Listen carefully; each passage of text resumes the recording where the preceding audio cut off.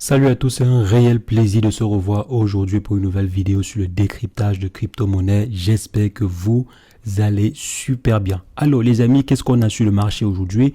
On voit que de façon générale, les prix continuent leur dégringolade. Le Bitcoin aujourd'hui, il est dans le rouge. Ça fait, je crois, depuis à peu près 7 jours qu'on est en train de descendre. Donc depuis la petite tentative de remontada qu'on a eu ici jusqu'à 30 000 $, depuis on est en train de descendre. Aujourd'hui, on a touché les 28 800 $ pour le Bitcoin. Et de façon générale, sur le marché des crypto-monnaies, ce n'est pas la gaieté. Maintenant, qu'est-ce qu'on a comme information, comme actualité sur le marché aujourd'hui, les amis? Il y a PayPal qui lance son stablecoin. On savait déjà que PayPal avait accepté en fait des transactions en crypto-monnaie sur sa plateforme, des paiements et également des transactions en crypto-monnaie sur sa plateforme. C'est vrai que la fonction en question n'est pas disponible dans tous les pays, mais il y avait déjà cette fonction-là, cette capacité de pouvoir effectuer des achats en crypto-monnaie depuis la plateforme PayPal. Et maintenant, ces derniers ont annoncé lancer leur propre stablecoin basé bien sûr sur le dollar. Donc bien sûr, il va de soi, vu que c'est une entreprise américaine, il va de soi qu'ils aient décidé de lancer leur stablecoin arrimé au dollar. Ces derniers font la promesse de tenir en permanence la parité avec le dollar, comme l'a fait presque toutes les entreprises ayant lancé leur propre stablecoin. Tout le monde promet de garantir ou bien d'assurer la parité avec une monnaie fiat. Donc on espère que PayPal pourra également le faire, et ils ont développé ou bien déployé en fait leur solution sur la blockchain Ethereum. C'est une très bonne chose. On sait qu'aujourd'hui la blockchain Ethereum fait partie des blockchains la plus stable, la plus développée et aussi la plus ajournée, parce que lorsqu'on met sur pied une blockchain, l'un des éléments les plus importants, c'est les mises à jour. Il faut régulièrement mettre à jour sa blockchain, et je pense que la blockchain Ethereum fait partie des blockchains les plus ajournées. Donc ici, on voit que la nomenclature qu'ils ont choisie, c'est PYUSD pour PayPal USD. Comme vous voyez ici, PayPal USD. Maintenant, en ce qui concerne la technologie utilisée derrière, est-ce qu'il s'agit par exemple d'un stablecoin algorithmique ou bien simplement d'une crypto arrimée à $? Ça veut dire que pour chaque PYUSD émis, il y a $1 également qui est stocké quelque part. Donc, est-ce que c'est du 1 pour 1? Là, on aura un peu plus d'informations plus tard. Et maintenant, le Bitcoin devient l'une des crypto-monnaies utilisées, l'une des crypto-monnaies phares dans une ville en Suisse. Il s'agit de Lugano qui se transforme en capitale européenne du Bitcoin. On connaît déjà à peu près la capitale mondiale du Bitcoin, mais en Europe, ici, la capitale du Bitcoin, la capitale européenne du Bitcoin s'appelle Lugano. J'espère que je prononce cela bien.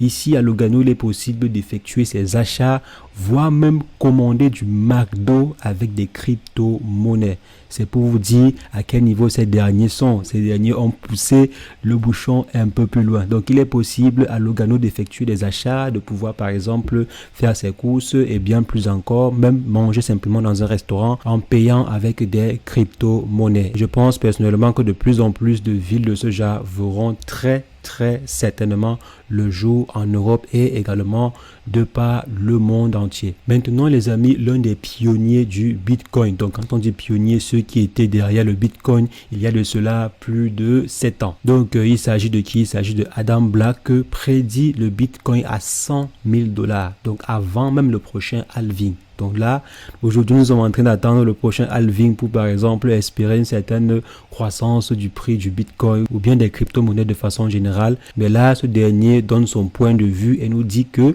le Bitcoin va atteindre ou bien pourra atteindre les 100 000 $ avant le prochain halving. Donc, on espère vraiment que cette vision va se réaliser, et ce n'est pas le seul. Il y a plusieurs investisseurs. C'est vrai que la précision de 100 000 $ avant le halving n'est pas faite par tout le monde, mais il y a plusieurs investisseurs qui prédisent le Bitcoin à 100 000 $ d'ici quelques années, voire fin 2024. D'autres sont pour 2025. Mais la plupart, comme j'ai dit, n'ont pas précisé que cela sera avant le halving. Mais comme j'ai dit, il y a plusieurs analystes qui prédisent le Bitcoin à 100 000 $.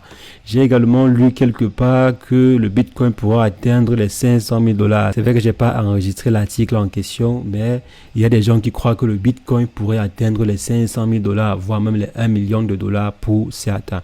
Donc là, je ne suis pas aussi optimiste, mais je pense que le Bitcoin a toutes les capacités pour exploser. Donc le Bitcoin a toutes ses chances pour être l'une des meilleures valeur, l'un des meilleurs investissements que notre ère ait jamais connu. Donc ça, c'est clair. Je pense que celui qui avait investi $100 ou bien $200 quand le Bitcoin coûtait des centimes, je pense que lorsque le Bitcoin va atteindre $100,000 ou bien si jamais ça atteint ces $200,000, sera certainement plus riche que Mansa Moussa, donc l'un des plus riches que notre ère ait jamais connu. Donc l'ancien roi malien dont la fortune était estimée à plus de 400 milliards de dollars. L'avenir nous le dira.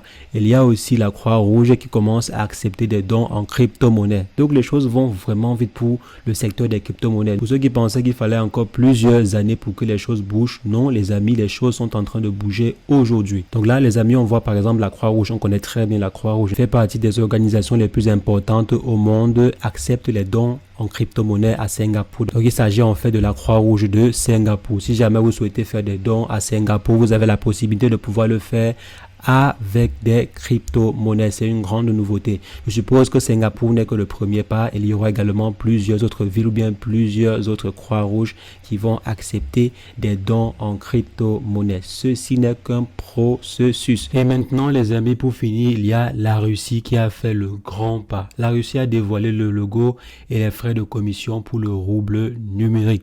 Donc d'ici peu, il sera possible pour tous les citoyens russes et également pour tous ceux qui voudront effectuer les transactions en rouble. Il sera également possible de le faire de façon numérique avec le rouble numérique. Donc le gouvernement en charge de la conception du projet a dévoilé, ou bien le gouvernement russe de façon générale, a dévoilé le logo et également les frais de commission. Donc on voit ici qu'il n'y aura pas de commission jusqu'en 2025 pour ainsi aider la population à se familiariser avec cet outil ou bien avec cette nouvelle monnaie. Et maintenant, à partir de 2025, il y aura des frais de transaction entre les entreprises. Donc si jamais une entreprise A souhaite effectuer un transfert à une entreprise B, il y aura des frais de 15 roubles, soit approximativement 0,16 $ chacune. Donc chaque transaction sera facturée à 15 roubles. Et maintenant, pour les particuliers, il y aura des frais de commission qui seront aux alentours de 0,3%. Donc, j'ai l'impression que les frais de commission pour les particuliers sont un peu plus élevés que les frais de commission pour les entreprises. Donc, les amis,